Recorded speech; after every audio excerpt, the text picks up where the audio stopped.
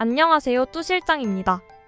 오늘은 정말 오랜만에 서울에서 국민주택으로 공공 분양하는 아파트 이 편한 세상 답심리 아르테포레를 소개해드리겠습니다. 사실 우리가 궁금한 건 딱 세 가지인데요. 내가 당첨될 가능성이 있는지, 돈은 얼마나 필요한지, 시세 차익은 얼마인지 결론만 알고 싶은 분들은 캡처해 가시고요. 지금부터 조금 자세하게 살펴보겠습니다. 구독 부탁드리고요. 바로 갈게요. 첫 번째, 내가 당첨될 가능성이 있는지 알아보기 위해 입주자 모집 공고문에서 확인해야 할 몇 가지만 알려드리겠습니다. 공공분양은 민간 분양과 다르기 때문에 잘 살펴보셔야 하는데요. 생애 최초 특별 공급은 소득이 낮은 사람들을 대상으로 추첨으로 선정합니다. 소득 조건은 연봉 7,800만 원 이하면 확률이 높고 연봉이 1억 원 이하면 확률이 조금 낮습니다. 일반 공급은 추첨 물량은 없고 청약통장 금액이 많은 순으로 선정합니다. 이때 한 달에 10만 원까지만 인정하기 때문에 한꺼번에 큰 금액을 넣는 것은 의미가 없습니다. 중도금 대출은 추후 공지한다고 적혀 있는데요. 아마도 60% 모두 나올 것 같긴 하네요. 마지막으로 서울에 살지 않는 분들은 가능성이 없다고 생각하시면 됩니다. 정리하면 특별 공급은 소득 조건만 맞으면 추첨으로 뽑기 때문에 청약하셔야 하고, 일반 공급은 저축 금액이 많은 순으로 뽑기 때문에 저축 금액이 적으신 분들은 참고하셔서 청약하시면 좋겠습니다. 생애 최초 특별 공급 당첨자 선정 방법을 알려드리겠습니다. 신청 자격은 무주택자이면서 기혼이어야 하고요. 청약 통장은 1년 이상 12회 납입 600만 원 이상 들어있어야 합니다. 당첨자 선정 방법은 세대수의 70%는 연봉 7,800만 원 이하인 분들을 대상으로 추첨 선정, 나머지 30%는 연봉 1억 이하인 분들을 대상으로 추첨 선정합니다. 여기서 연봉은 3인 가구 이하 기준이고요. 4인 가구 이상은 입주자 모집 공고문을 참고해주세요. 일반 공급 당첨자 선정 방법은 훨씬 간단합니다. 신청 자격은 3년 이상 무주택자여야 합니다. 청약통장은 1년 이상 12회 이상 납입해야 합니다. 당첨자 선정 방법은 저축 총액이 많은 순으로 선정합니다. 다시 설명드리지만 한 달에 10만 원까지만 인정하기 때문에 한꺼번에 큰 금액을 넣는 것은 의미가 없습니다. 두 번째, 돈은 얼마나 필요한지 알아보겠습니다. 주택형별 분양가를 살펴보면 25평은 9억 초반, 34평은 11억 중반입니다. 여기서 분양가는 가장 비싼 금액 기준인데요. 오른쪽을 보시면 꼭대기층과 1층에서 7층까지 밖에 없기 때문에 실제로는 이것보다 최대 1억 정도는 저렴하다고 생각하시면 됩니다. 자금 계획을 세우실 때는 두 가지 경우가 있는데요. 하나는 대출을 받아 실거주를 하는 경우이고, 또 하나는 입주 시점에 전세를 주는 경우입니다. 실거주하는 경우 필요자금은 분양가에서 대출 금액을 뺀 금액이 되겠고요.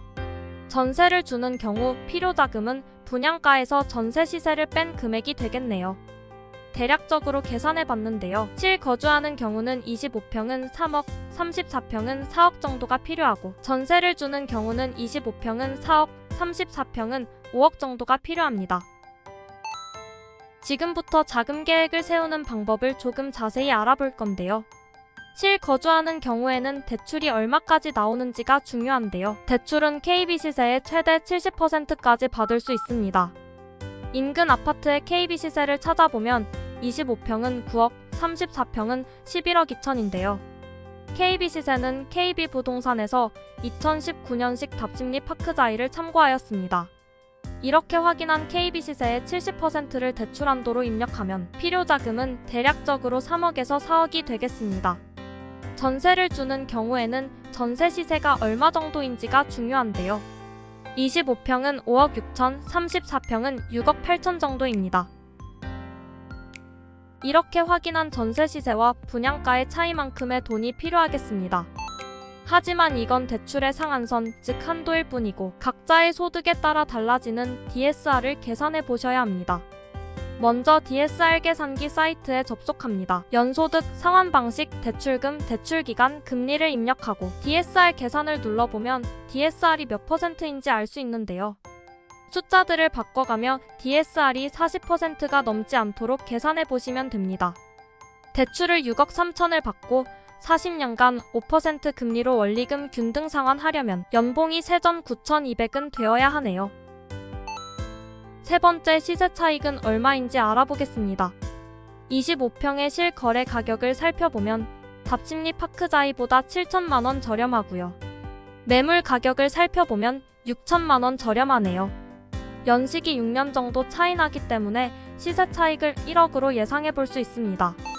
34평의 실거래 가격을 살펴보면 답심리 파크자이보다 4천만원이 비싼데요. 매물 가격을 살펴보면 반대로 4천만원이 저렴한 것을 확인할 수 있습니다. 연식을 고려하면 안전마진은 최소 5천만원은 예상해 볼 수 있습니다. 입지와 단지 배치도 평형 구조를 짧게 보겠습니다. 5호선을 편하게 이용할 수 있는 위치이고 GTX-B와 시가 지나는 왕십리역까지 두 정거장인 점이 큰 장점인 것 같습니다. 5호선 답심리역까지는 도보로 10분이면 갈 수 있습니다. 단지 배치도는 갈매기형 구조로 남동향과 남서향으로 잘 나왔습니다. 알파벳 A는 판상형, B와 C는 타워형이라고 생각하시면 됩니다.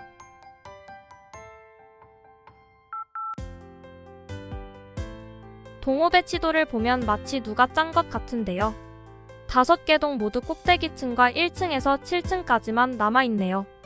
평형만 보지 마시고 동호수까지 꼭 확인하시고 청약하셔야 하는 이유입니다. 지금까지 뚜 실장이었습니다. 오늘 영상이 조금이라도 도움이 되었으면 좋겠습니다. 서울 아파트 청약에 관심 있으신 분들은 구독 부탁드리고요. 여러분의 내 집 마련을 응원합니다. 오늘도 행복한 하루 되세요.